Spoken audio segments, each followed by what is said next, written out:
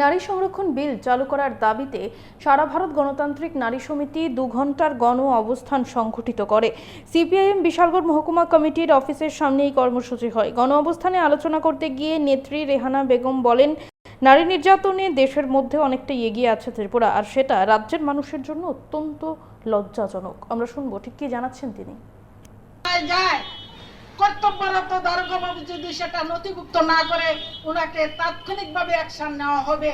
সেই জায়গায় যাওয়া হোক, সেখানে নারী নির্যাতনের প্রত্যেকটা ঘটনা সেখানে জাত পাত ধর্ম রাজনৈতিক দল না দেখে একটা নিরপেক্ষভাবে তার যাতে সুষ্ঠু তদন্ত এবং সুষ্ঠু বিচার হয় সেই ব্যবস্থা করার জন্য আমরা রাজ্য সরকারের কাছে দাবি রাখছি, যাতে এই ত্রিপুরা রাজ্য সেখানে নারী নির্যাতনের শীর্ষে উঠে এসেছে।